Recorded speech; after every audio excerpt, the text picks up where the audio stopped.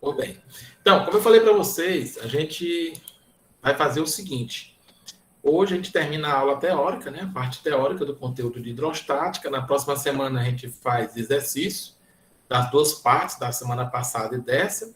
E na semana do dia 21 a gente faz a nossa prova. Então vai ter só o link lá, né? Dia 21, para vocês fazerem a prova. Esse dia 21 é bom vocês fazerem a prova no dia, porque na semana seguinte eu já vou botar o resultado. É o dia 27, né? 27 não, 28 no caso. Dia 28 eu vou colocar o resultado. Então vocês precisam ter feito a prova, porque eu vou fechar o quarto período, né? As aulas já vão estar registradas, eu fecho o quarto período. Aí o quarto período estando fechado, vocês já vão ter acesso ao resultado. Aí eu coloco lá o resultado, entendeu? Então é interessante que vocês não deixem para vocês ficarem protelando prova, não. Vocês... professor. Oi, pode falar, Brenda. Se fazer a prova hoje, amanhã recebe o resultado, né? Não, o resultado sai na hora. Ah, tá falando do resultado geral? Não, vai sair depois, porque tem umas coisinhas para me colocar, aí é que eu vou fechar, né? Não vai ser imediato. Mas o resultado da prova que vocês fazem no dia, ela sai a notinha no final. Se foi 8, 9, 10, entendeu? Mas o resultado geral eu vou botar, né, no grupo para vocês no dia 28. Eu boto lá. E também, se eu tiver fechado no final de semana, né, no final de semana seguinte, você já vê lá no CAEP, né? Aqueles que têm o código, né? A diretora até colocou lá hoje os códigos de vocês, para vocês terem acesso ao CAEP. Aí vocês no CAEP, vocês conseguem ver a nota de vocês tranquilo, a média, né? Aí alguém perguntou, a média de aprovação é 6, né? Somando os 4 períodos, você tem que ter média 6. Né? Aqueles que não atingirem essa média 6, vai fazer a prova final, né? No meu caso especificamente de física. Né? Como é que vai acontecer? Eu tenho todas as minhas aulas gravadas do ano, então você vai lá na sala do Google, reassiste essas aulas, pega os PDF, né? Refaz as questões, aí você vai ter uma prova de 80 questões no dia, né? Lá dia 4 de janeiro, para fazer. Vai o linkzinho, aí vocês vão passar o dia lá fazendo a prova, brincando com ela, até fechar aí o máximo possível de acerto para poder fechar uma nota mediana, né? Aí você tem que fazer 6, ó. Prova final você tem que fazer de 6 para frente. Não pode fazer menos de 6. Menos de 6 é reprovação, certo? Aqueles que vão ficar. Mas aqui eu acho que a maioria aqui passa, né? Que vem comigo aí o ano todo, não vai ter muito problema, né? Então vamos lá. Então a gente vai para a nossa aulazinha de hoje, né? Como eu falei para vocês. Vamos ver aqui. Eu vou precisar que alguém me diga se está vendo aí a tela. Está vendo a tela aí? Tá. Ah, beleza. Valeu. Professor, Oi. Eu só queria falar uma coisa, porque quando mandaram lá os códigos e o nome dos alunos lá, aí eu fui tentar acessar o meu, só que não estava mostrando que já tinha um dispositivo conectado à minha conta. Alguém deve ter acessado a sua. Pode ter sido a sua mãe. Não, você está usando o aplicativo, porque... Entra pelo site. O aplicativo ele dá esse erro mesmo. Coloca CAEP aluno 2021. Eu aconselho a não usar o aplicativo. O aplicativo ele é cheio de problema. É melhor usar mesmo o site. Eu mesmo não uso aplicativo para inserir a nota de vocês, porque não presta. É no Google. É melhor o site mesmo. Beleza, pessoal? Então vamos lá. Então, como eu falei para vocês, a gente vai concluir o tópico de hidrostática, né? A gente vai começar com a experiência de Torricelli, né? O que é a experiência de Torricelli? Para quem não conhece, Torricelli fez esse experimento sem saber o que estava fazendo, né? Aí ele mediu algo, aí ele disse, o que é isso aqui, né? Então, na realidade, ele pegou aqui um tubo, né? Virou aqui sobre uma cumbuca, né? Com um líquido que no caso era o mercúrio, né? E aí aqui criava uma espécie de vazio, que é nada mais nada menos do que um gás bem rarefeito aqui. Então, subia aqui, ó, devido aqui ao peso do ar, né, do lado de fora aqui, a coluna do líquido subia até uma certa altura. Quando ele trocava o líquido, a coluna era maior ainda, certo? Quando ele aumentava a altitude, a coluna diminuía no mesmo líquido. Então, ele chegou a algumas conclusões do que é que significava essa experiência, né? E aí ele encontrou uma definição para isso, que era o peso do ar sobre a superfície aqui dessa cumbuca, né? Essa era a ideia, é a experiência de Torricelli. Então, ou seja, ele estava medindo algo que ele nem sabia ainda se existia, né? E aí depois foi se estudando isso, né? Se chegando até um dado, e aí nós chegamos à famosa pressão atmosférica, que é o peso do ar sobre a superfície, certo? Aqui está um esquema, né, de como é que funciona, né? Então, ao nível do mar, essa coluna do líquido de mercúrio era de 76 centímetros. Se ele subir a altitude, isso aí mudava, né? De acordo com a altitude, ela diminuía essa altura, né? Então, você tem aí uma ideia de como é que funciona o experimento de Torricelli, certo?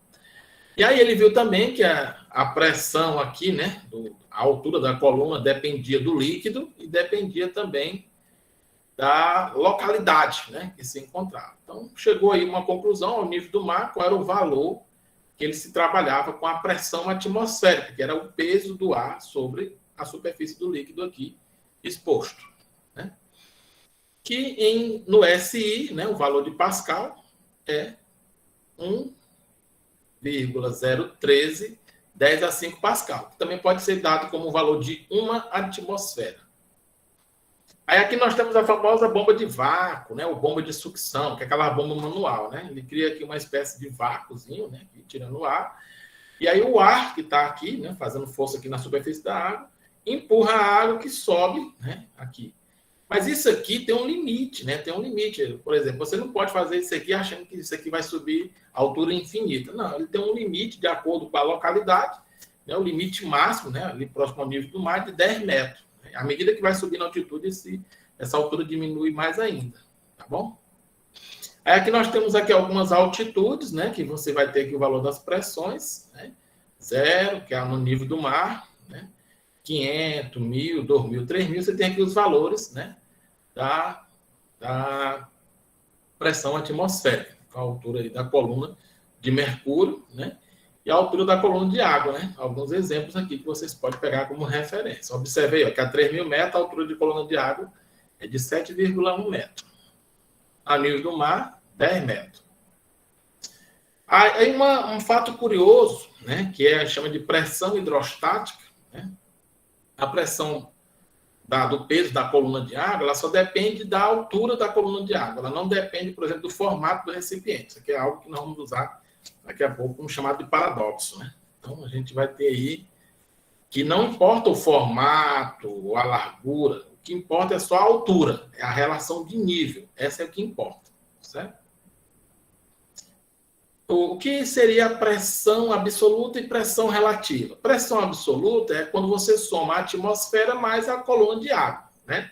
Aí a relativa seria a relação que você está trabalhando, se é uma diferença de profundidade, ou se é somente a pressão hidrostática, né, o peso da coluna do líquido. Então, tudo isso vai depender do que você está usando como referência. Se você usar como referência a atmosfera, aí você vai ter aqui o nível de profundidade, né? Aí você vai ter valores positivos e negativos de acordo com onde você coloca o referencial 0, tá bom? Então, a gente sempre vai trabalhar que ao nível do mar nós temos a pressão atmosférica. Pronto, esse é o conceito.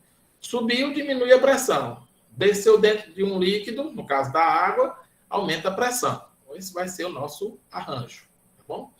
Aí aqui nós temos o famoso teorema de Steve. O teorema de Steve, ele pega a diferença de pressão entre dois pontos no mesmo líquido, certo? Aí a gente chama isso aí de dP, né? Que é a diferença de pressão. Isso é muito usado, por exemplo, nas encanações das cidades, né? O que é que eu faço? Eu coloco uma caixa d'água, né, com uma grande capacidade no ponto mais alto da cidade para que eu consiga uma diferença de pressão, né? Porque eu tenho uma atmosfera aqui e tem uma atmosfera lá no outro lado da torneira. Então, eu tenho que criar aqui uma coluna de água mais alta possível para que eu consiga ter efeito de pressão nas torneiras. Então, eu preciso colocar essa caixa d'água mais alta possível. Essa é a ideia. A gente também vai usar um pouquinho de hidrodinâmica, que não é o caso que a gente vai trabalhar aqui, que é a questão da espessura dos canos, da tubulação, para ter aí um fluxo. Mas a gente não vai falar disso aqui, não. Tá? Vamos falar só da pressão mesmo. E aí, como eu falei para vocês, o paradoxo, né? O paradoxo é que você tem sempre no mesmo nível, no mesmo líquido. Então, você vai ter aqui sempre as mesmas pressões, né, no mesmo nível. Sempre. Certo? Não importa se isso aqui é mais grosso, se isso aqui é mais fino. Se a altura é a mesma, a pressão nos pontos de mesmo nível são iguais. E aí a gente tem aqui os líquidos não miscíveis, são aqueles que a gente não mistura. Mas se você pegar um ponto comum no mesmo líquido, por exemplo, aqui o ponto A e o ponto B. Então você tem aqui esse líquido que não se mistura com o líquido A e tem essa coluna aqui relativa para o líquido B, certo? Então, nesse ponto A e nesse ponto B, como estão no mesmo nível e no mesmo líquido, nós temos a mesma pressão. Só que aqui eu tenho um líquido sobre ele, então você vai ter aqui uma pressão que esse líquido exerce, e aqui do mesmo líquido, essa coluna pequena aqui, você vai ter uma outra pressão. Mas essa pressão aqui são iguais.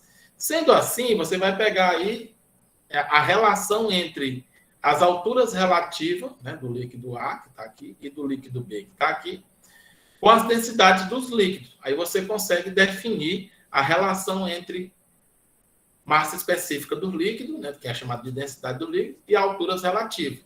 Aí você tem essa relação aqui que nós vamos estar trabalhando. A gente vai exercitar isso aqui na próxima semana, com esse conceito dos líquidos não miscíveis. Você pode também usar 3 líquidos, não tem problema nenhum. Vai dar só um pouquinho de trabalho, aí você não trabalha essa relação, mas o conceito de pressão igualitária no mesmo nível continua valendo. Essa é a ideia. Então, a gente vai exercitar esses pontos. Mas a gente não vai trabalhar com 3 líquidos. A gente vai trabalhar sempre com 2 líquidos para usar essa relaçãozinha aqui mais rápida nessas soluções desses problemas. E aí a gente tem o famoso teorema de Pascal. Como é que funciona o teorema de Pascal? É o princípio básico de funcionamento dos elevadores hidráulicos, macaco hidráulico, freio hidráulico, todos eles usam esse princípio aqui, onde a pressão que você exerce de um lado, ela se transmite integralmente para o outro. Como a relação de pressão é força sobre área, então a força que eu aplico aqui, nessa área pequena, se multiplica para essa área grande, para poder fazer aqui a lei da compensação. Então aqui você tem um multiplicador de força, o que faz com que, quando você fizer aqui essa razão F1A1, tem que ser igual no outro lado, F2A2. Como o A2 é bem mais largo do que o A1, então eu tenho que ter um F2 bem maior do que o F1, para que essas razões sejam igualitárias, tá bom? Esse aí é o famoso princípio de Pascal. A gente vai aplicar essa relaçãozinha também na próxima semana com algumas questões, 1, 2, mais ou menos, na nossa provinha, tá bom? Aí nós temos o princípio de Arquimedes, né, para finalizar aqui o nosso conceito, que é o princípio de empuxo. Aqui é o princípio básico das embarcações. Lembra que eu falei para vocês? Quando o material é mais denso do que a água, ele afunda na água. Mas se eu criar um formato tal que eu possa deslocar água e manter esse corpo flutuando, eu consigo adquirir aqui uma força para cima que nós chamamos de empuxo, que é uma força vertical, né, para cima, né, ela é igual ao peso do líquido deslocado. Então, o que é que eu faço nas embarcações? Eu faço elas de ferro, né? E aí eu consigo, mesmo o ferro sendo muito mais denso do que a água, mas devido ao formato que eu utilizo, eu consigo colocar grandes cargas, porque o empuxo que eu utilizo para o deslocamento da água é tão grande que supera o peso do corpo que eu estou me utilizando. Esse é o conceito de empuxo. Então, o empuxo é igual ao peso do líquido deslocado. Então, a gente vai usar muito essa relaçãozinha de empuxo. Quando você tiver o empuxo superior ao peso, o corpo flutua. Quando o peso for superior ao empuxo, o corpo afunda. A gente até falou isso na aula passada, tá bom? A gente vai trabalhar também esse conceito aqui de empuxo. Aí a gente finaliza a parte teórica dessa semana, tá bom? O que é que a gente vai fazer na próxima semana? A gente, na próxima semana, vai exercitar e revisar esses tópicos da semana passada e dessa, para fazer a nossa prova no dia 21. Tá ok, pessoal?